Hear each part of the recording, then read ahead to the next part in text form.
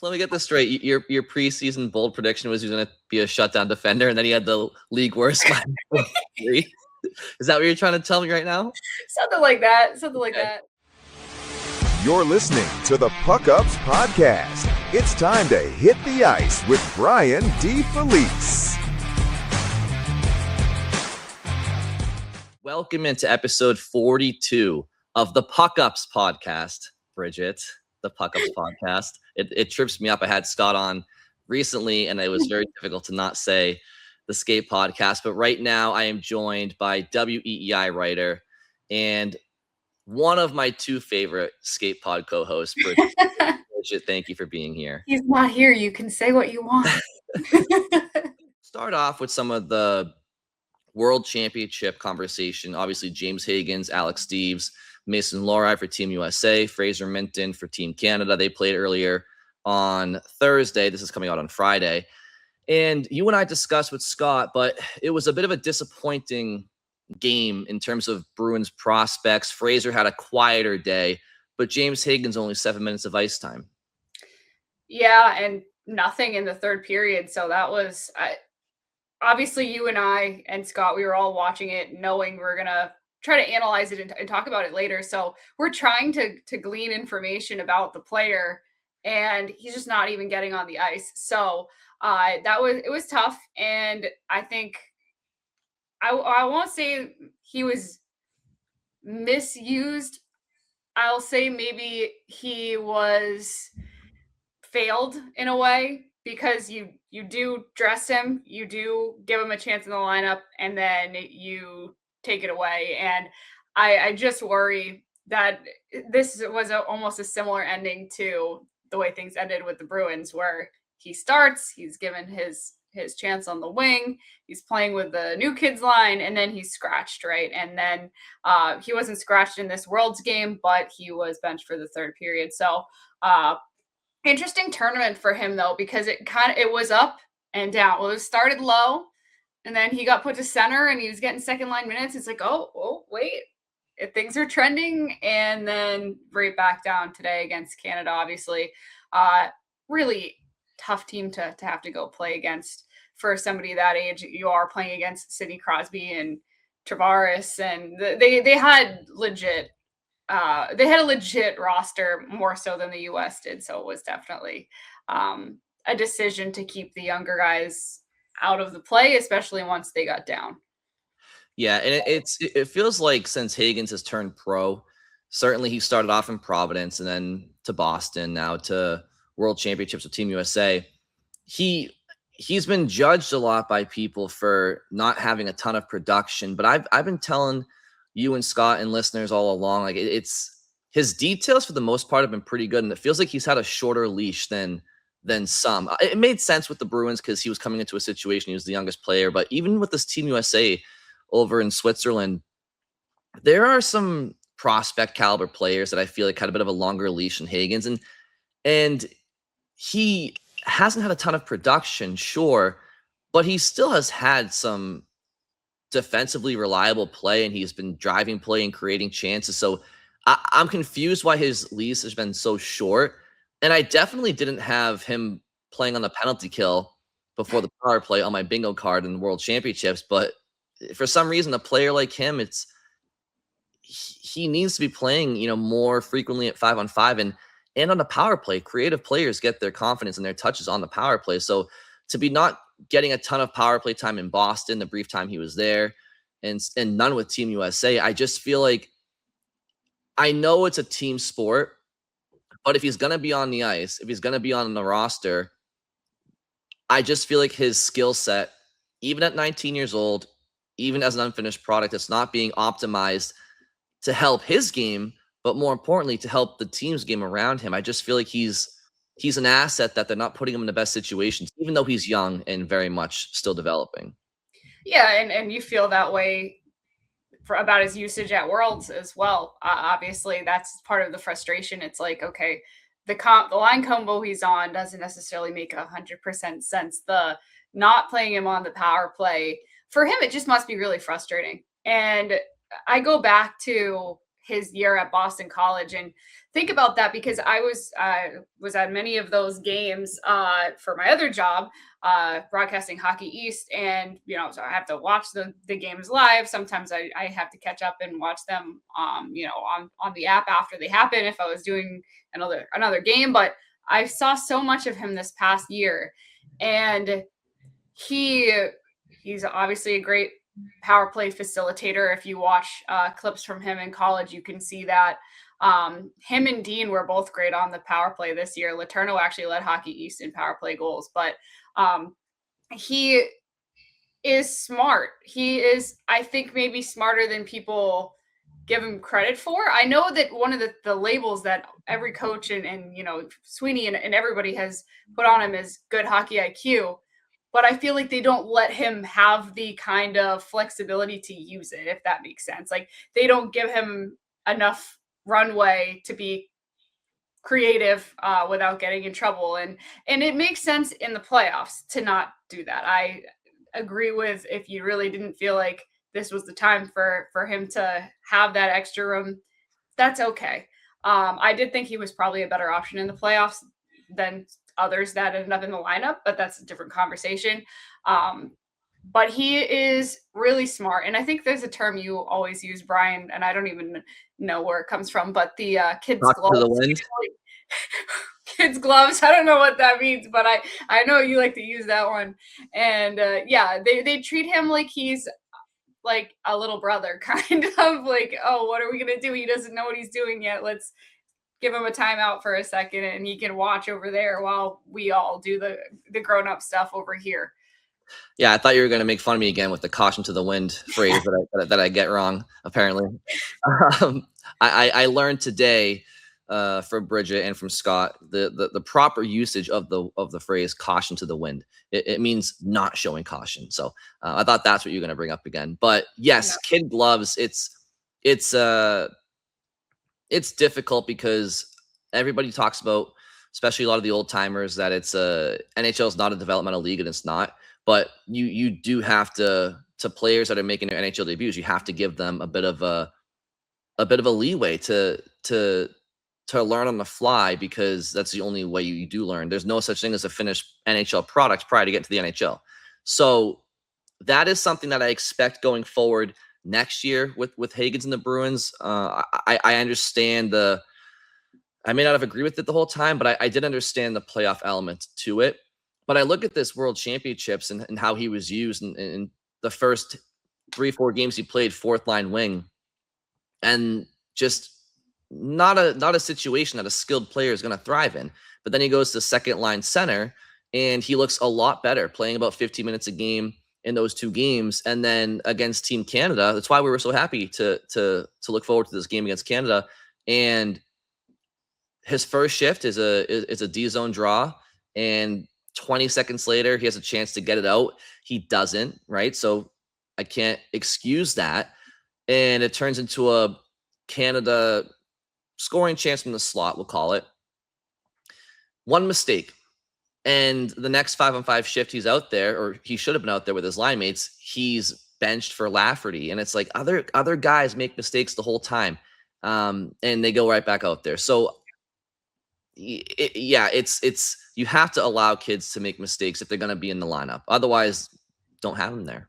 And I was hoping that because of the nature of this tournament, and the fact that he was put on the roster, that they were going to believe in his upside and play him through those things. Because, like, you kind of know who he is, right? Like, you bring him to this tournament full well knowing he's not a polished, finished product. So, like, you're going to take what you get with him and roll with it, is what I thought. Like, the good and the bad, you put him out there, see if he can work through it, see if he can provide you that upside when he's, in the offensive zone, and see what you have. And also, because this isn't just a tournament about this year, it's about developing U.S. talent as we go on here. And then maybe eventually one day he's on the Olympic team, not just this kind of a roster. So in that way, I feel like this tournament is a bit of a developmental tournament, but it didn't seem like that was the philosophy that the U.S. had 100%. Or maybe they just had that philosophy more towards other people at the expense of James Hagens. But now that he's finished his playing for the season, like now we're like full off season for him and some of the other guys who've been knocked out of this tournament, right? Like Lohrei, Steves, there's just a bunch. I mean, Minten's still playing for now. Kari's still playing for now, but now we're at the point where it's like, all right, now we've seen what he did this year in so many different ways at college, World Juniors, Bruins, Providence Bruins, Worlds. And now it's up to him to take what he learned this season, which was, I'm sure, felt like was coming at him quickly because he played for so many different teams since like March, right? Like it just like really? March to May has just been insane for him. So maybe he'll be able to take some time now, really look back at it, get some feedback, work on what he needs to work on in the offseason in order to make the team out of camp next year. Because I want to ask you, Brian, and this will be a conversation that I'm sure we have closer to development camp, but it's been in the back of my head since the end of season press conference when I asked Sweeney about Hagens.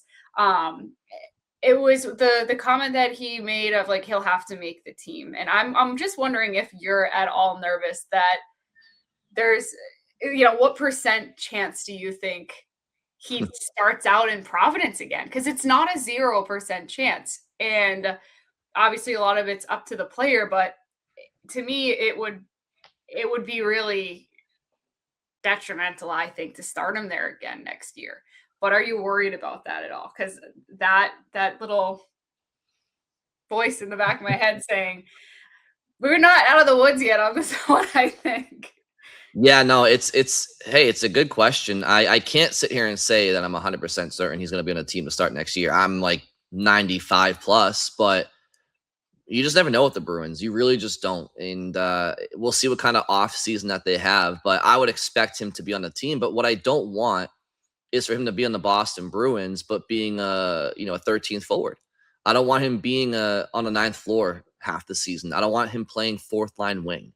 Like if he's going to be on the Bruins, he needs to be in a situation that makes sense. And if their intention is to not have him playing, in my opinion, center at some point this year in a top 9 role, then you're just going to have him be a 4th line winger or 3rd line winger in and out of the lineup, then honestly, maybe I'd rather him playing center in Providence in all situations. I mean, and that's coming from, I don't want that, but if those are my 2 options, but I think he's going to make the team. I would be blown away if he didn't. And you can imagine my reaction on both shows that I'm on if that happens. So for my sanity, Bridgette, I hope that's not the case, but I don't know. You never know with the Bruins. I want to remind you of a podcast that we recorded at midnight a few months ago. Yeah. when they signed him to Providence, and it said, he's starting out in Providence, and then we were recording at literally, I think, like 11:30 or midnight, and like losing our minds, like what? But yeah, I mean, we've been surprised before. We have, and I was okay with that signing at the time. The ATO he was on, I was fine because it was a means to an end. But speaking of Hagens, and you're right to bring up the off season. It's a big off season for him, a big off season, and I do think that even though his usage in a short stint with the Bruins, but mainly at World Championships too, the fact that he has been exposed to professional hockey. Certainly, NHL playoff hockey is another level, but even World Championships, it's not the best roster that USA could ice. If it was, he wouldn't be there actually, or Canada. But it's still pros from the NHL, and the other European teams that they're full of pros from around the world. So for him to feel that speed and know what it feels like, that was my biggest reason for wanting him to play with the Bruins this year. Was I want him to go into a full off season knowing how fast the game happens, knowing how quick time and space is taken away, rather than being told about that. Like it's important that he felt it. And, even though some of the coaching decisions along the way I didn't agree with, that he was at least up close and personal, and that much I think is worth it. But including Hagens, Bridgette, you mentioned Fraser Minten earlier for Team Canada at World Championships, and you also mentioned Dean Letourneau leading BC, and was it power play goals? Or leading Hockey East. Hockey East in power play goals. You've seen Dean up close and personal. Like you've actually interviewed him in the past too. Yep. I'm not going to look for a clear-cut answer because it's impossible to. But if you're leaning in one, like closer to one way or the other, do the Bruins have their future number one center in the organization as you and I currently speak to each other? Between Minten, Hagens, and Letourneau, the combination of any one of them, if you had to lean one way or the other, do you feel like they could have that guy, or do you think I just don't see it with any one of them, but they'll be good players? I mean, they could. They definitely could. I mean, Hagens has been the number one center on most teams he's played for up to this point. He was the number one center for BC this past, or actually, no, he was the number one. He was a winger for BC this past season, but he was number one center when he played at juniors. He was number one center just coming up, and that's always kind of been his role. So he had a little bit of a detour this year because they played him at wing most of the year, whereas Dean played the entire year at center for the most part. But yeah, he's done it before. Obviously, this is a different level, and this is where size really does come into question because people are stronger in the NHL than any of the competition that he's played it before. I think he could be, but it's so. I almost feel like I feel safer calling him a good second line center. I don't know if you feel that way as well. But there's so much time left to decide that, or for him to develop into one of those things. And as of right now, we've not seen him in that role for the Bruins. But when they drafted him at 7th overall, they were looking for a future number 1C. And there were other centers left on the board that were really good centers, really good prospects in that range that they decided to take Hagens instead of, like Roger McQueen, big center, went 10th overall instead of 7th. He was on the board when the Bruins were picking. So there were other guys that they looked at and they thought, no, actually, James Hagens is more likely than these guys to be that top center of the future. So they took that risk on him. They believe that. And it is another conversation with Sweeney that I had asked him this was also at midnight, like right after the draft, first round of the draft. And he mentioned, we picked him because we think he's a 1C. We weren't going after a 2C. We were looking for a 1C. And with a pick that high, you hope that that's the ceiling. You hope that's what they turn out to be. I think Dean is so interesting. Letourneau is somebody who had such a night and day sophomore year from his freshman year. He didn't have a single goal his freshman year, and he was playing with a hand injury. He had a broken hand at one point his freshman season. And then his sophomore season, he just goes off. And him and Hagens were both the top 2 scorers in Hockey East the whole year for the most part. And his confidence is here now, and he's able to use his body to his advantage now. He's massive. He's a 6'7" center, and he's learning. And I feel like I just watched him progress so quickly. It was such a rapid growth for him, and a growth in confidence as well. And I've talked to a bunch of college coaches about him because there's just different comps. And so his coach, Greg Brown, said he tells him to watch tape of Tage Thompson and how he wins faceoffs, how he protects pucks, like everything about just the way that he maneuvers his body, because that's the kind of frame that Letourneau has. And Tage Thompson is obviously a number 1 center. Like Tage Thompson has turned out to be a great NHL player. And if you could get that out of Dean Letourneau, I almost feel like I might lean, this might sound crazy, but like I could see him being that. This year I felt like I started to see it. And even in college, because and this will age me a little bit, but I was in college when Tage Thompson was in college at UConn, and I think Dean looks better than Tage did at that time. Mm.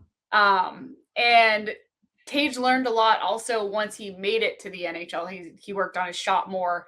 Yeah, because I talked to the UConn head coach too, Kavanaugh, and he was like, yeah, he was good while he was at UConn, but he even added more after that.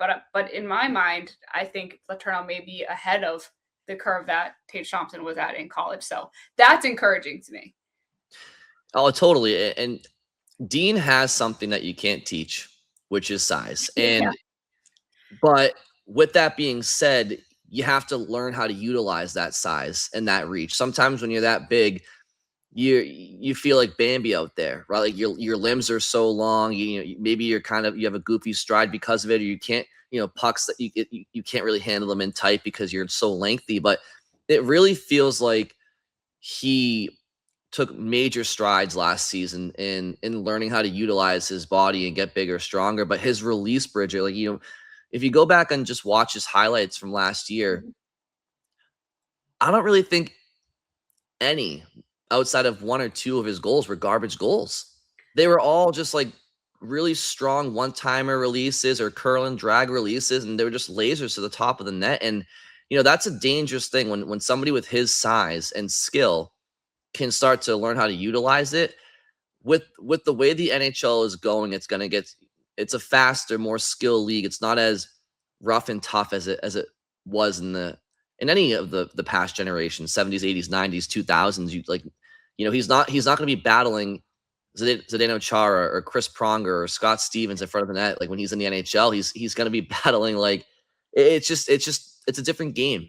And so can I see Dean Letourneau at 23 years old, 4 years from now, like being a top forward on a team in the NHL? Like one of them? Yeah, I could, because the game's changing. And it seems like he has that potential. Same with Hagens, same with Minten, not in terms of their size, but can I see those players in there?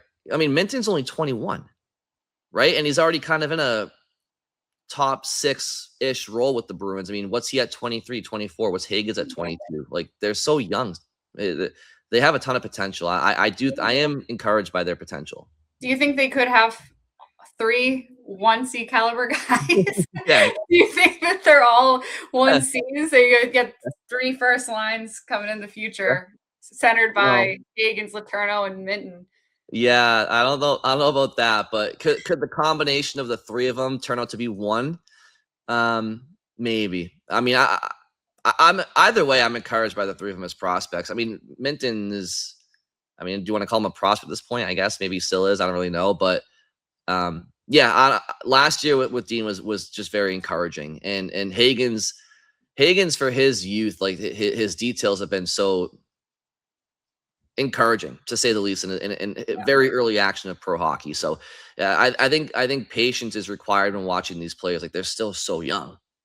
Yeah, and to a conversation we were having on the skate pod about like not wanting to let Letourneau or Minten or Hagens out of the system, out of your organization, even if it were for a big piece of, in part of a big trade.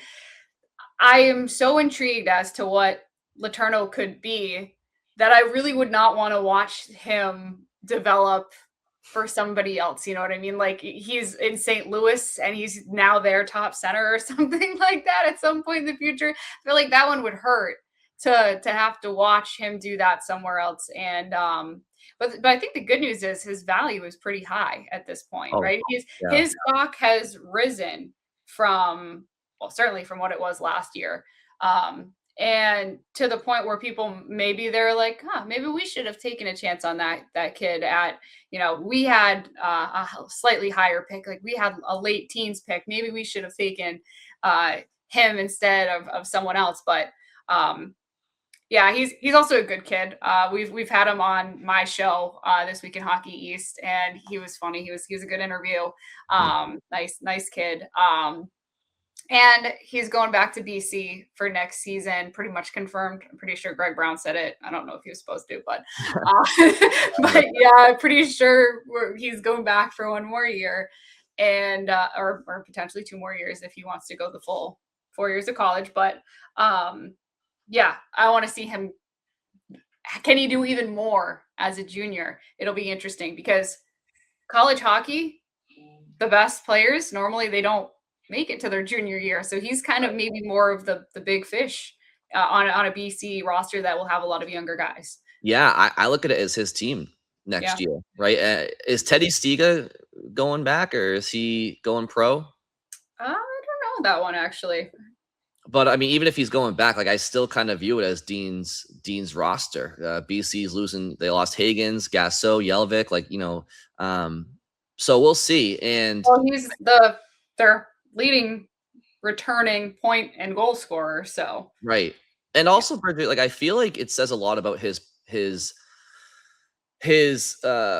mental toughness and character to have the sophomore year that he did, knowing that so many were shitting on him for what was a premature freshman year for him. I mean, he was supposed to go to the USHL and Will Smith goes pro. And so the spot opens up and he obviously had the pretty much no production, the broken hand, and people are calling him a bust. And he has to hear that all summer. Yeah. And so to come back and have the season that he did, I think speaks volumes to his character too. But yeah. We'll keep an eye on all of that, and should be fun to watch all of their developments, both at BC and in Boston next year. Yep. I want to play a bit of a game with you here. I know how much you love predictions. The Bruins, I think you and I both agree there were a lot of positives last year with making the playoffs and some feel-good stories along the way, and they worked hard, and that's all great. But they did give up a lot of chances, and they generated very, very little. And when you're bringing back a roster where most of those players are still under contract, I feel like something has to give this offseason if they want to make some improvements, even if they want to have, significant cap space to make some changes even in free agency, right?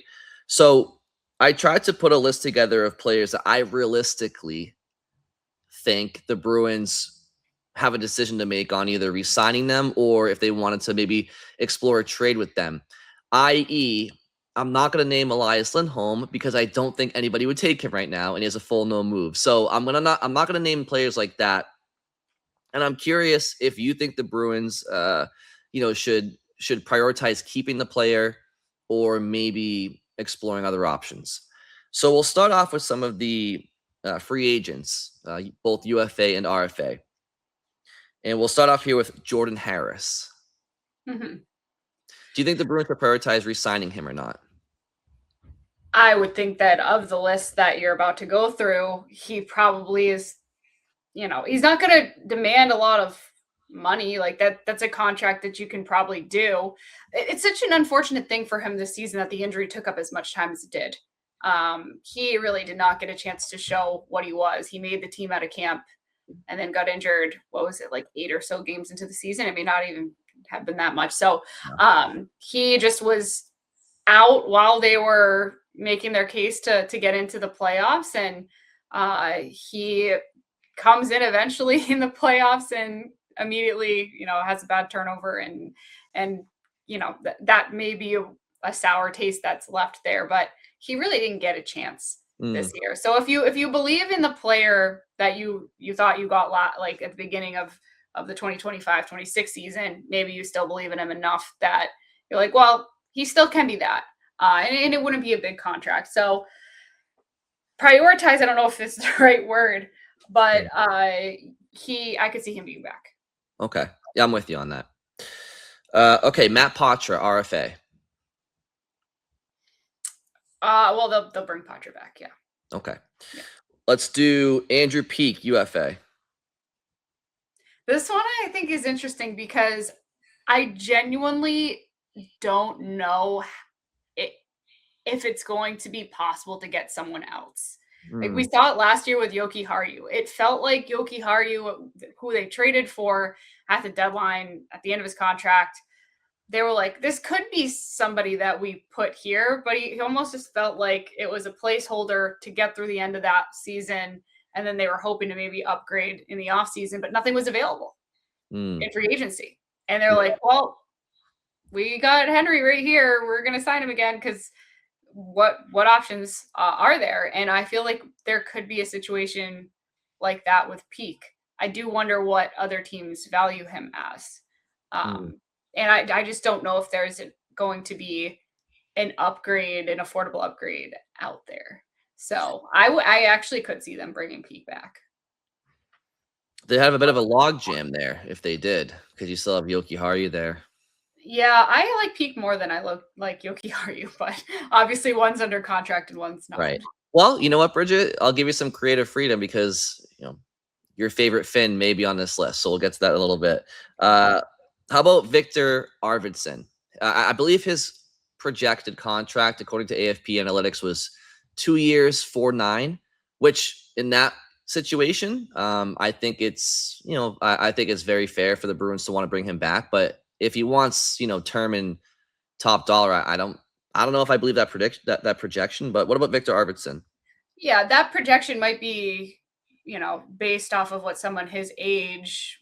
I don't know what algorithm they put into to make that projection, but I had thought that he would certainly be asking for longer term than that with his age and wanting to probably get that last for sure deal, right? You sign it and you're safe for pretty much the rest of your prime, because he's not out of his prime yet. I would say he's nearing that, but he's not out of his prime yet. So get one last, medium to longer term contract if you can. I think that's what he wants, and I think the Bruins would like to bring him back. And if that was if that was all they had to do, then yes, absolutely do that. But and I don't know if I know I've mentioned it on our podcast before. I got the sense from talking to him, talking to Sturm, just the whole vibe around it.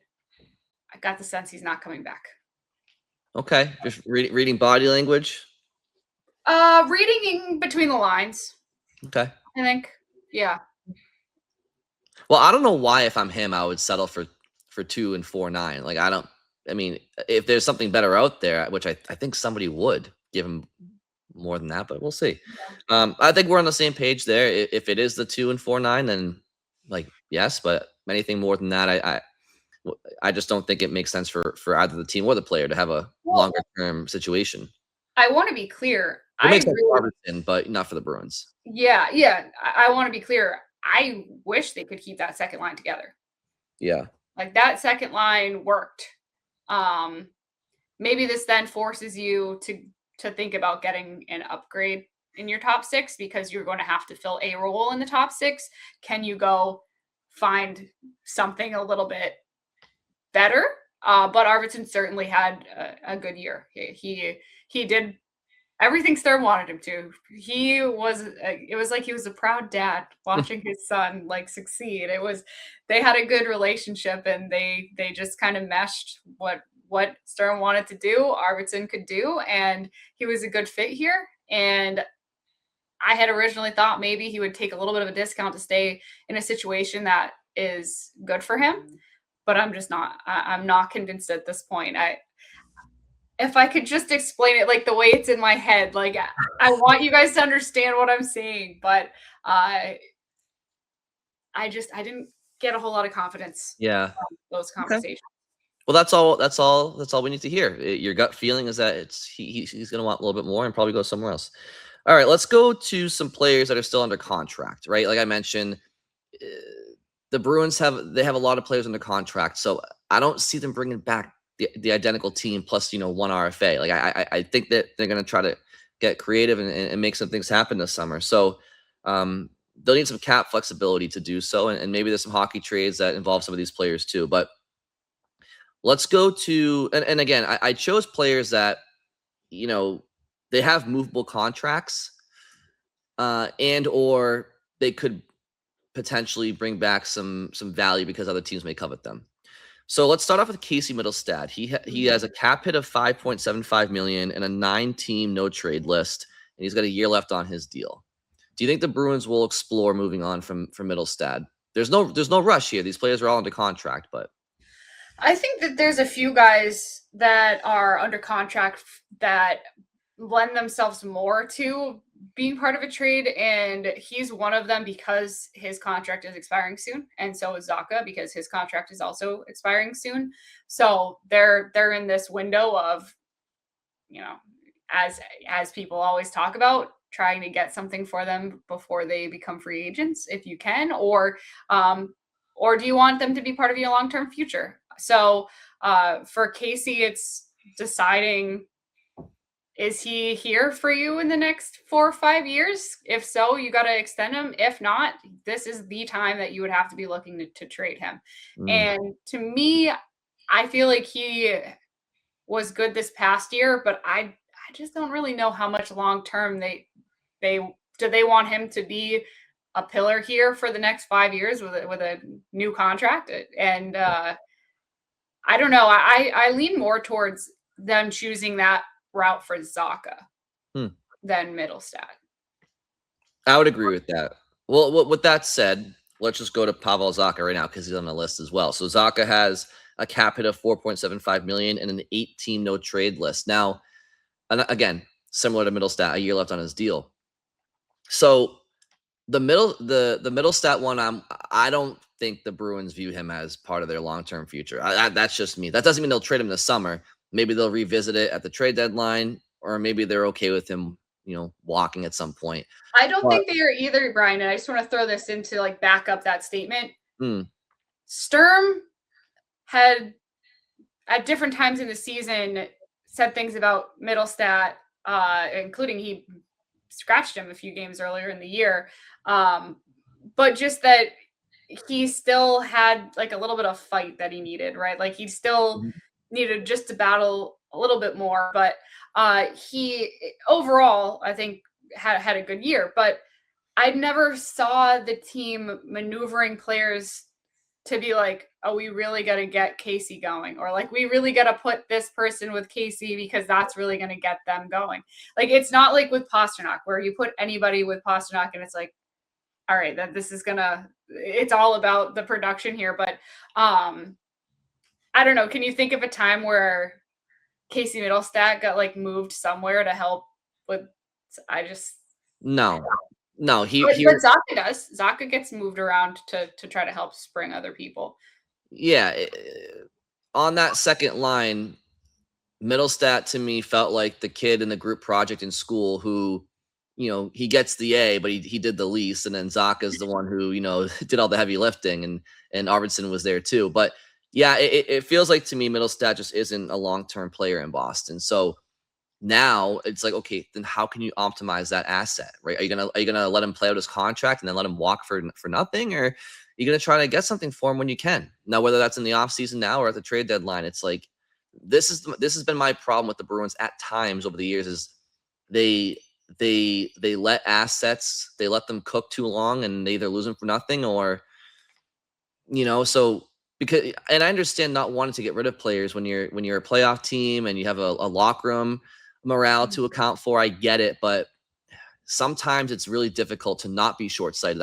I acknowledge that, but sometimes the hard thing is to overlook that short-sightedness when it comes to these types of players. Pavel Zacha, and I want to get your answer on him. I can see him on an extension being part of this team for the next 6-7 years. Now he'd be an older player on towards the end of it, but I can see a world where him and Pastrnak and Geeky, they're up front with the Mintens and the Hagens and Letourneau or Zell. I can see that world. But he has an amazing cap hit at under $5 million for another year. Teams trading for that would love that control. And he's a top 6 forward, can play either wing or center, depending on what the team needs out of him. Can play in all situations, 5-on-5, extra attacker situations, both special team situations, 4-on-4, all of it. He can be a shootout guy for you. He can be a 3-on-3 overtime guy. He can do everything. So I can also see a world where he garners a lot of value in a trade, and maybe the Bruins brought him in because of a great trade, him for Holla. Yeah. Is there another hockey trade out there where, it could make sense for both Zacha and the Bruins? And again, I can see both worlds. I can see a world where he's part of the core for the next 6-7 years, for better or worse, or I can see them moving on from him. But I think moving on from him is less likely, because I just don't know if I see the Bruins doing it, because for many reasons, all the reasons I just said, he does a lot of things for them. But also David Pastrnak loves him. Like they're really good friends. And there's something to be said about that too. Yeah, and he's so calm, and like he's just a calming presence, and he just can do. He's never going to complain about anything. He's going to do everything you want him to do.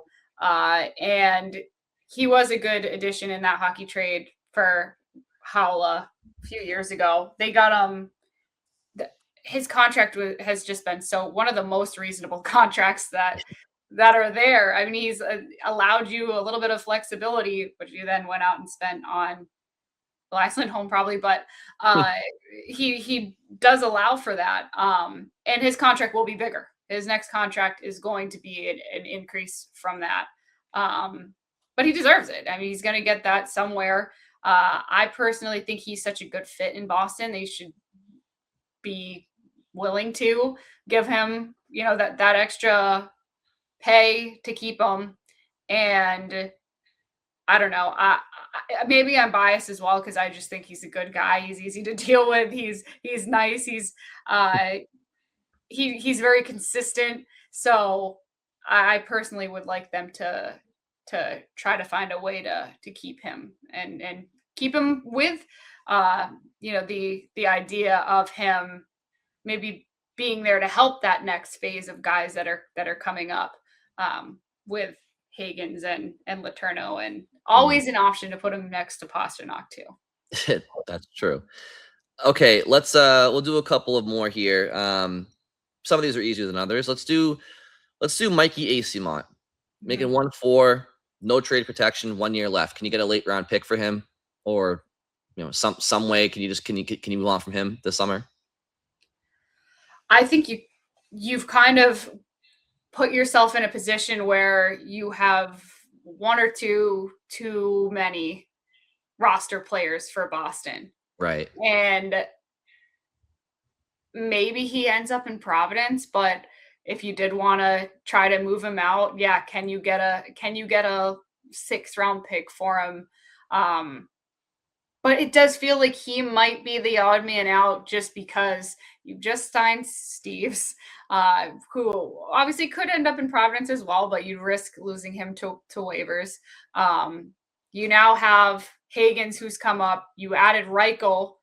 Does he end up in Boston? Like there are just these other players that it seems like might be there in the way of him getting much playing time this next season. So his time seems like it could be up this offseason, which is what you're getting to, Brian. And I feel like we might be on the same page about this, but if you can get a little something for him right now, which is what happened with Arvidsson. That's how the Bruins got Arvidsson last offseason. They traded a 5th round pick for him. Right. Okay, so I'm with you. I think he's just, he's a roster space that it doesn't need to be taken up right now, especially for $1.5 million. $1.5 million is $1.5 million. I don't want 145 on the 9th floor for 55 games next year.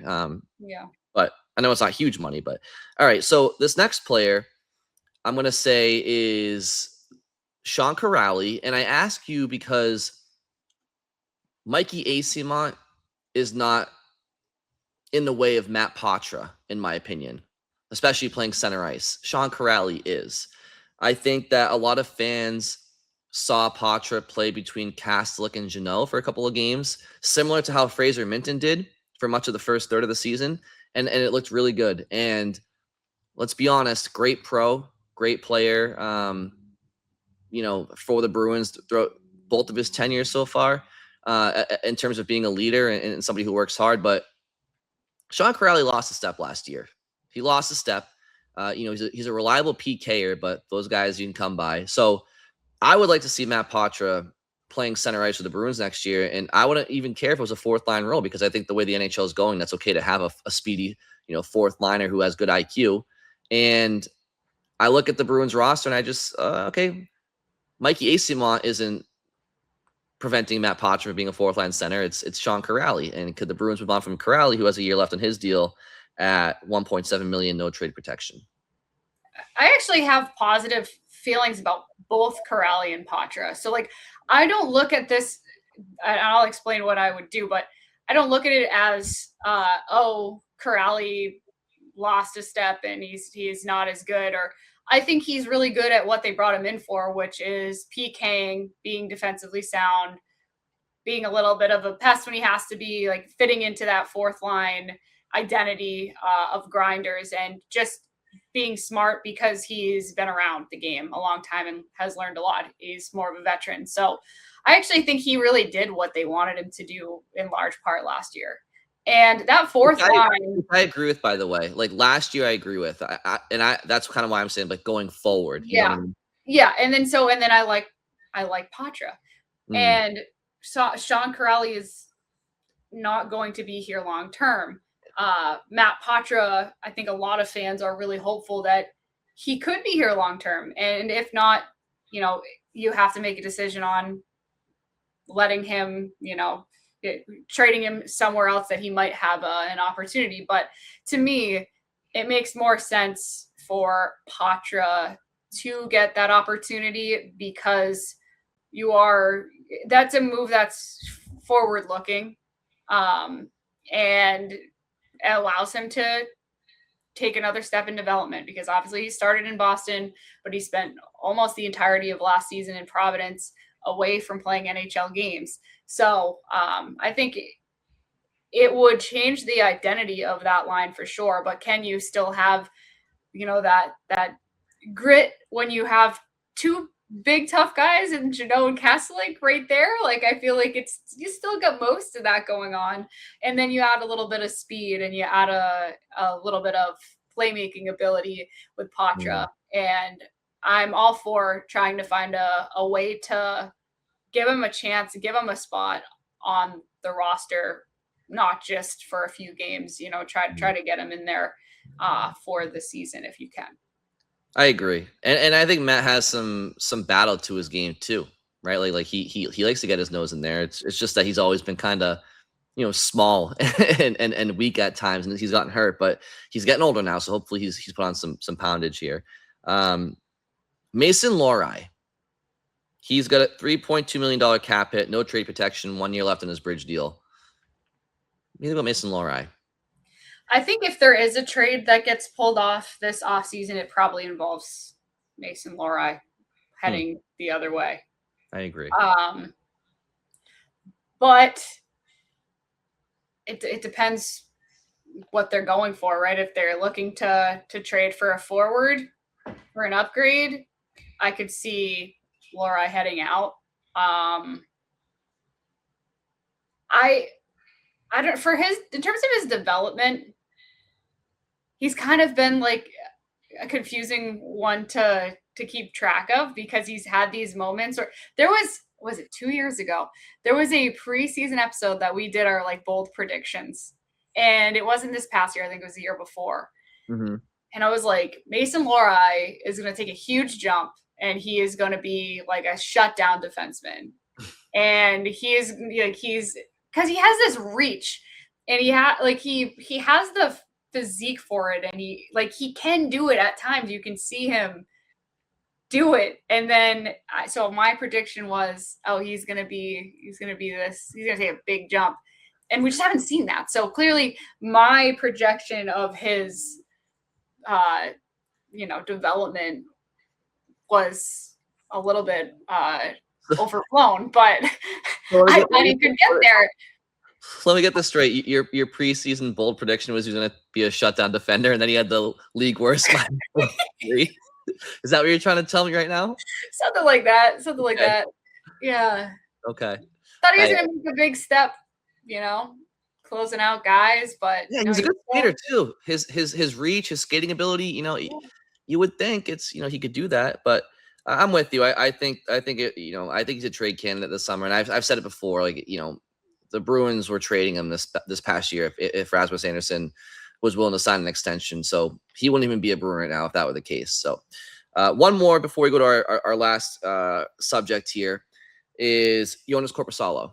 I think Ottawa's eating one of his $4 million cap hit. So the Bruins are, I think, paying him $3 million. But you got DiPietro in the minors. I know there's questions about his size, but he's a back-to-back AHL goalie of the year. And, can you afford a bit of a cheaper goaltender at the backup position, Bridgette? Yeah, I like the idea of like the next wave guys, and that's Patra, giving him a chance as somebody you drafted and have been developing. DiPietro has been AHL MVP. Like he's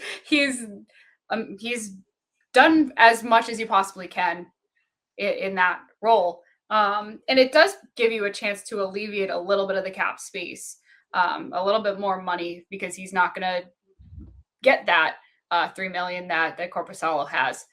But I also really do think that they were fairly happy with the performance that they got out of Korpisalo this year. Mm-hmm. And he's more of the sure thing in terms of NHL games. And because DiPietro, does he have one? You know what, Bridgette? Preseason, but I don't know about regular season. Obviously, there's a risk there to be had when you have a guy that you've seen do a pretty solid backup role for you in Korpisalo, and then to risk bringing someone who's doesn't have NHL experience. But projection would say that he should be able to handle it, right? If you can be that goalie in the AHL, you could easily see him being able to be a serviceable backup. But they're going to ask for him to play quite a few games, right? Like the way that if the tandem were to shake out the same way this year as it did last year, that's a decent amount of games, right? We're not just talking about a guy who's there just in case. We're talking about a guy that's going to have to win you games as well if you want to be in this playoff race again next year. So it is a really important position that I don't know, people might overlook because it's called backup, but you're playing a lot of games still. Yeah, no, for sure. But at the same time, it's you have a Vezina,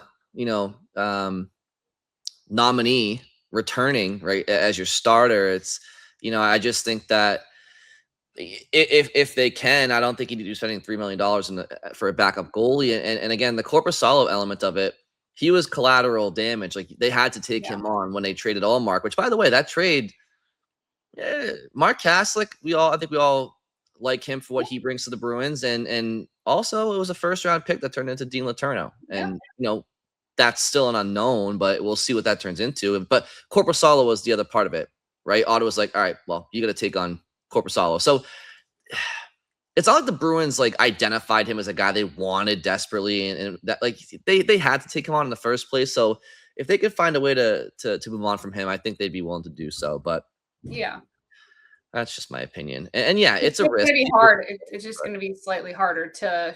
Yes. Like what does that deal look like? Are you mostly just dumping cap at that point, like dumping salary? Yeah, are you able to get anything back? Yeah, I'm not looking for anything crazy. I was looking for off the books and a chicken parm. But yeah, I mean, listen. Also, the Bruins do goaltending well. Like they've never had. When's the last time the Bruins had a starter or a backup where it's like, oh man, this guy's a liability? Like, at least in the regular season, hasn't really been. So, let's go to our last topic here, Bridgette. And this is a situation around the league that I think is highly unlikely because these things never really happen, especially at this caliber. But we know the Bruins need some high-end talent, and Jason Robertson is a restricted free agent on July 1. Okay, and AFP Analytics has him projected to make just south of $12 million on an annual cap hit. for 8 years. The Dallas Stars, just to paint the picture, they're expected to have around $11 million in cap space this summer. Maverick Bork is an RFA that they're going to want to bring back as well. And Dallas general manager Jim Nill apparently has a number with Robertson he does not want to go above, and I think that's $12 million, which is what Mikko Rantanen's getting.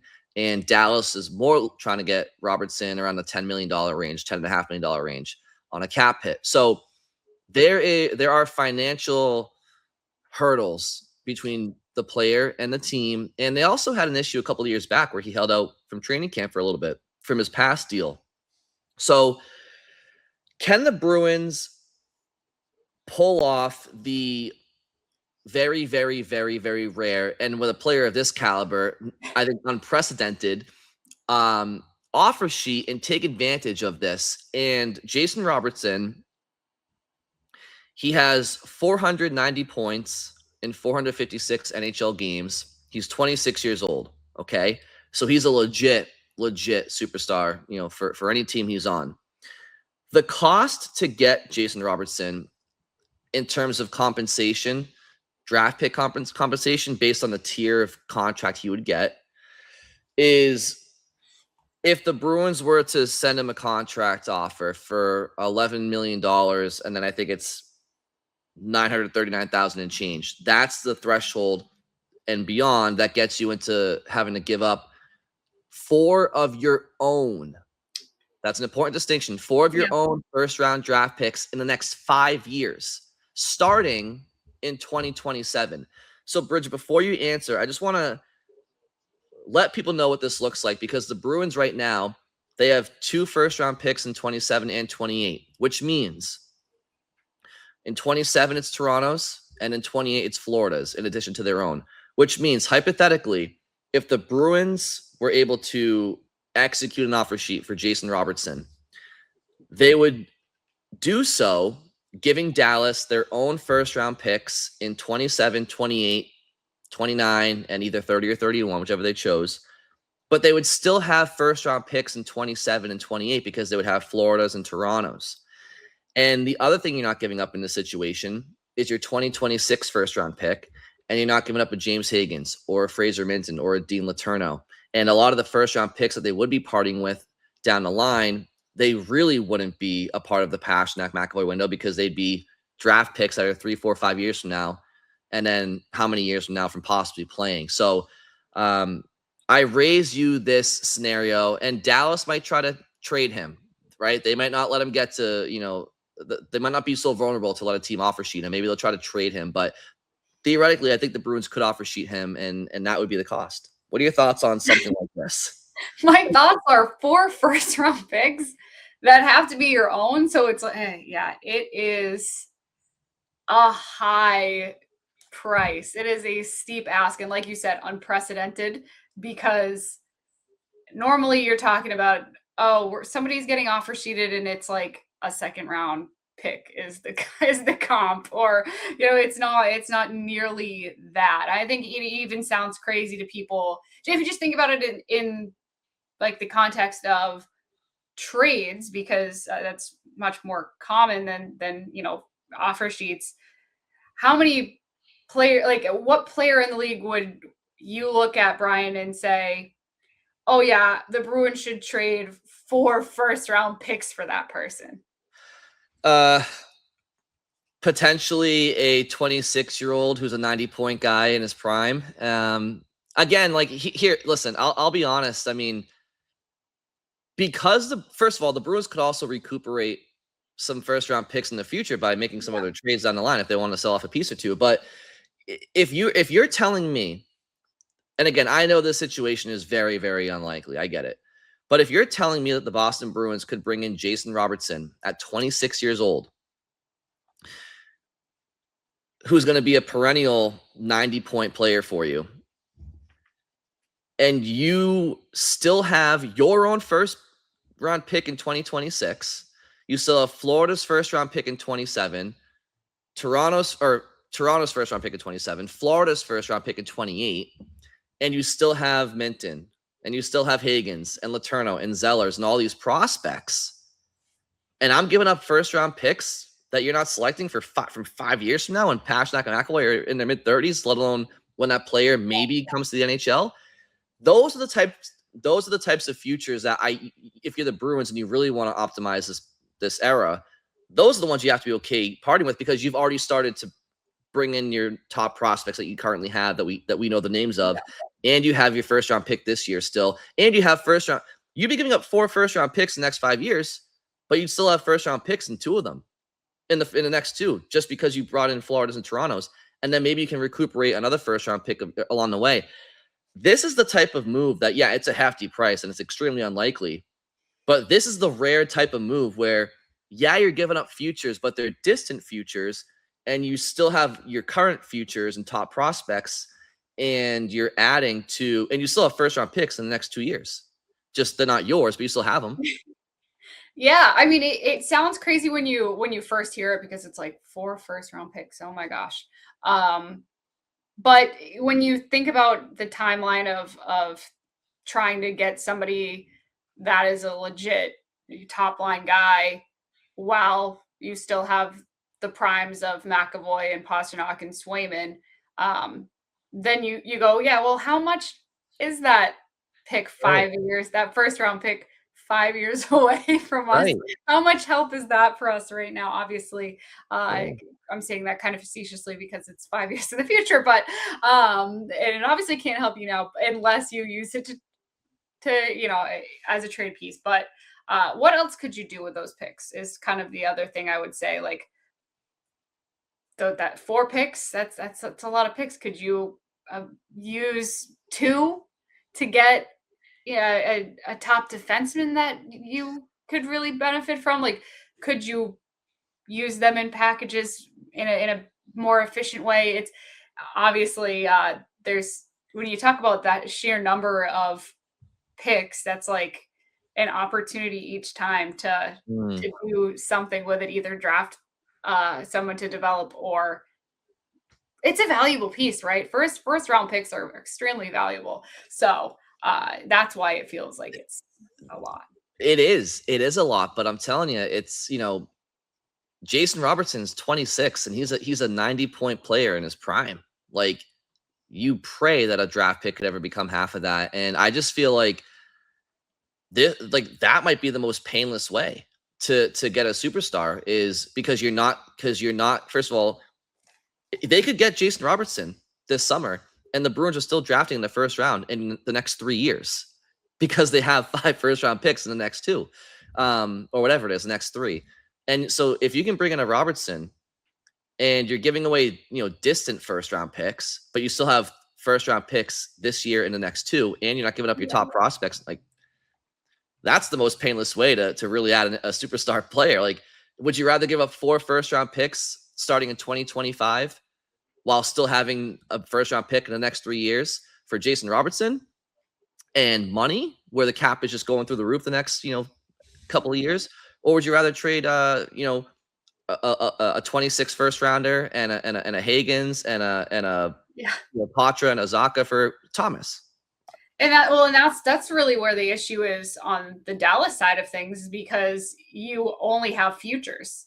Whereas if you were to trade him, you could get stuff that would help your team now.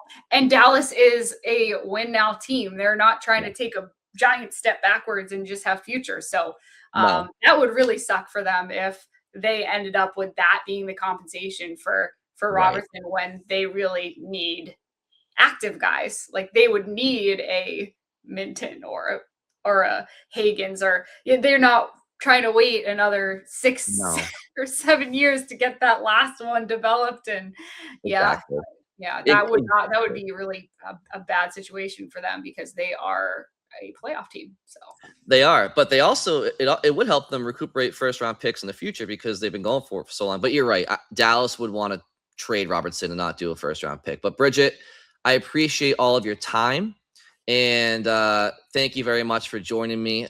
I know where I can find you, but for listeners that aren't Skate Pod listeners, where it's a WEEI podcast, Bridgette, where can people find your writing and all of your work?